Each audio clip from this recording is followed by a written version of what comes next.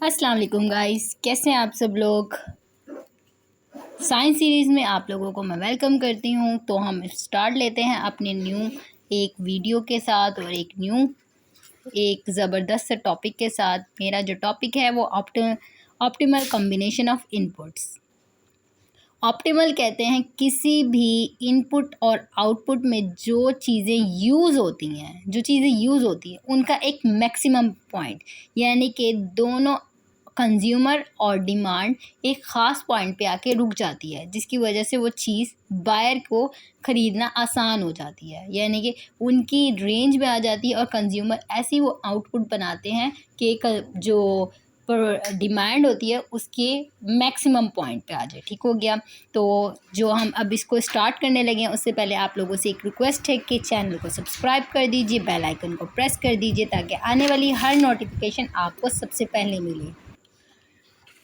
An isoquant shows the various combination of the labor and capital that a firm can use to produce a given level of output.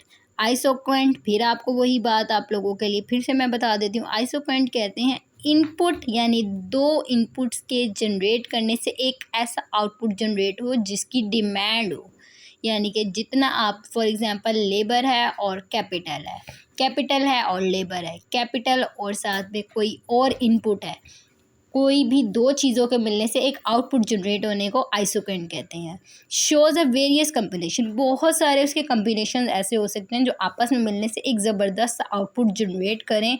Labour and capital that a firm can use a produce a given level of output, यानी अगर 3 labour मिल के एक machine पे काम करते हैं तो एक चीज़ जनरेट कर देते हैं एक लेवल पे, यानी कि 3 से 4 वो चीज़ें जनरेट हो जाती हैं, यानी मैक्सिमम लेवल प्रोड्यूस कर सकते हैं। यानी 5 कंप्यूटर हैं तो उस पर सिर्फ 5 लोग ही वर्क कर सकते हैं, लेकिन अगर 2 टाइम्स यानी कि मॉर्निंग और इवनिंग शिफ्ट हो जाए तो एक ही कंप्यूटर पे 2 लोग काम कर सकते हैं।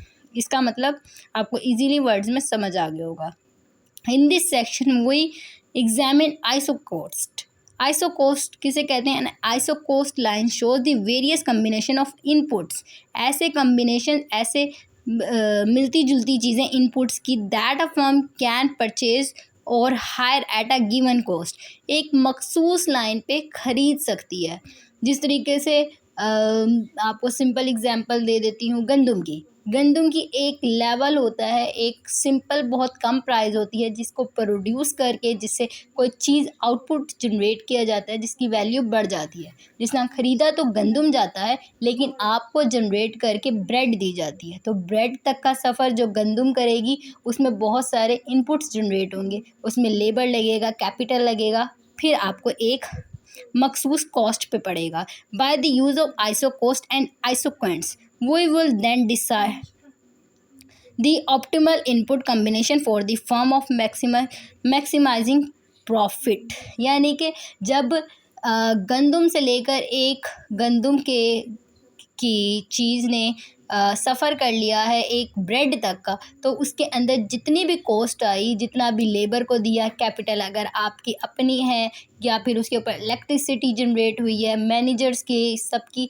इनपुट्स देने के बाद आप एक मैक्सिमम बजट रख के जो आपको मैक्सिमम प्रॉफिट इसमें जनरेट होता है। In this section we will also examine input substitution यानी नेमुल बदल in production as a result of a change in the input prices.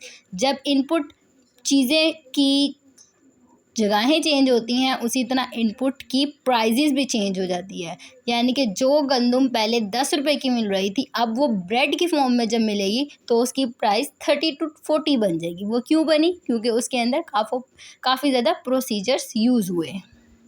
अगर आइसोकेंट्स की लाइन को शो करना है, C = WL + RK।